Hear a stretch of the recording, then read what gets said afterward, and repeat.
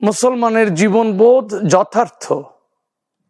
ইমানের বদৌলতে মুসলমান জানে আমাদের জন্ম, আমাদের সৃষ্টি তথা জীবনের সূচনা রোজে আজলে হয়েছে।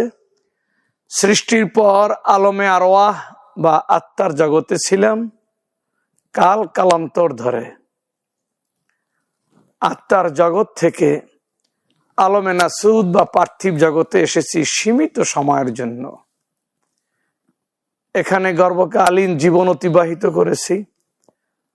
পার্থিব জীবন চলছে, লা ইস্তাখিরুনা সাআতাও ওয়া লা ইস্তাকদিমুন। সময় ফুরিয়ে গেলে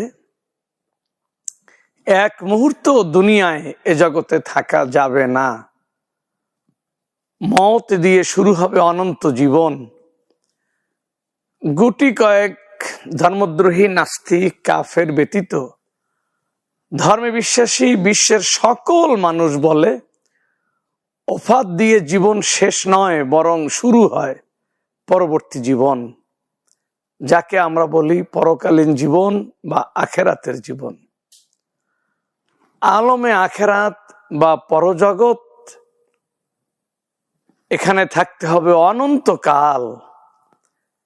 সেখানে অতিবাহিত করতে হবে কবরের জীবন, হাসরের জীবন, অতঃপর নস্যি জীবন অর্থাৎ দুনিয়ায় অবস্থানকালীন কৃতকর্মের ফলাফল ভোগের জন্য বেহেশতে বা দোজকের জীবন, যা চলবে অনন্তকাল ধরে। বেহেশতি জীবনে মুমিন তার স্রষ্টা আল্লাহ তাআলার সান্নিধ্য লাভে হবে চিরধন্য।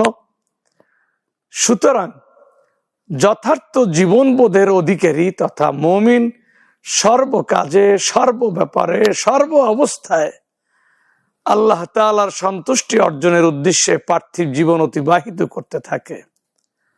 আল্লাহ কেন্দ্রিক এদের জীবন হওয়ায় পরিণত জীবন উপভোগে তারা হয় সফল।